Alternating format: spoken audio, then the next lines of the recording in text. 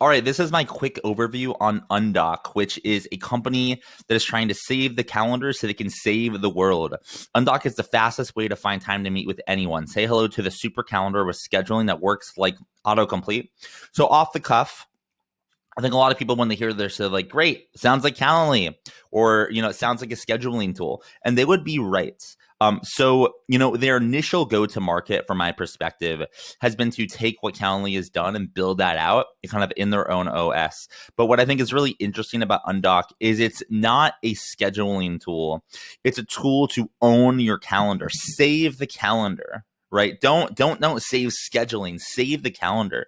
And scheduling is just a small part of saving the calendar. So what I'm going to do is I'm going to show you my profile and show you some of the features that they built in that go past scheduling. So you can automatically see people that it says I should be inviting.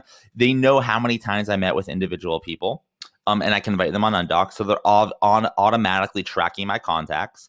Then I can go to my kind of meeting view, and you see I can ultimately go on here and see today's Wednesday. I know everyone that I'm meeting with. But the key here is not necessarily knowing who I'm meeting with. It's the potential what they can do with that data. As you can see here, I can make a new event. And what it asks for is great, what are the times? Great. What's the, it pulls up my calendar, but what's the agenda? What's the topics? And this is integrated. This is not a third-party tool. This is integrated into Undock. So you can kind of start to understand phase one was building calendar-like features, but the way that they're building out the product, they're making it seem like, great, what's the next step? The next step is when you book time with something, what are you going to talk about? How are you going to make sure it's efficient? What's the agenda? What's the topic? And there's a lot of people tackling this product alone. There's a lot of people tackling scheduling alone, but there's very few companies that are actually combining all these features into a Calendar Pro product. And that's what Undock is doing. And this is where I think, what Undock is doing is very exciting, because ultimately imagine if when you wake up for the day, you look here and you have agendas for every meeting that they set or you set. You have intel on every meeting. So instead of going to your messy calendar, wondering what's going on that day, you have a clean OS like this that kind of lets you manage your time, manage your calendar. Now you might be wondering, how is this different, as mentioned, from Calendly? Well, the feature that we've been diving into is not different from Calendly, but notice the stark difference between the value props here. Calendly helps you schedule meetings without back and forth emails. They're focused on scheduling, whereas Undock is focused on the calendar. And scheduling is a part of the calendar, but Undock is trying to go more deep, more core to serve a bigger opportunity. If anyone, if Undock is competing with anyone, I would say it's Superhuman. Superhuman started with email, and they're slowly making their way over with calendar tools within Superhuman. I would say Undock is doing the exact opposite. They're starting with calendar tools, and maybe they'll work their way over to email. Who knows?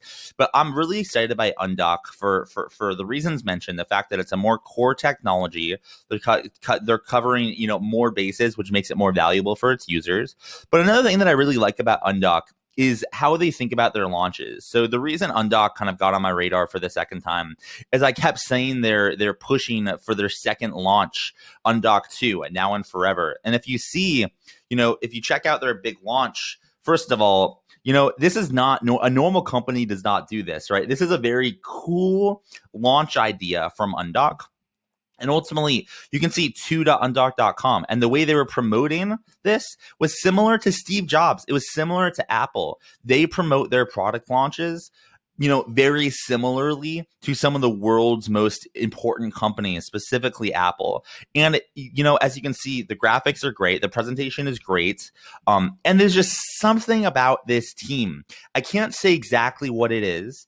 I don't know exactly what it is, but you combine the market opportunity, which is ultimately building a better calendar that isn't Google Calendar. Combine that with a kind of weird team in the best way. The fact that who would try to do launches similar to Apple, only Undock, right? And look how great this landing page looks.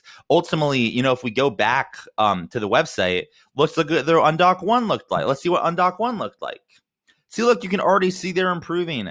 The first was a YouTube video. The next was a whole landing page. And you can see there's something different and special about this company. I can't say what it is, but there's something about them. The market opportunity is so big. The team is so interesting that if I was an investor that was investing in Series A companies, I would ultimately give Undock a second look. And if you're if you're listening to this and you're wondering, Matt, I can't understand. They're not different from Calendly.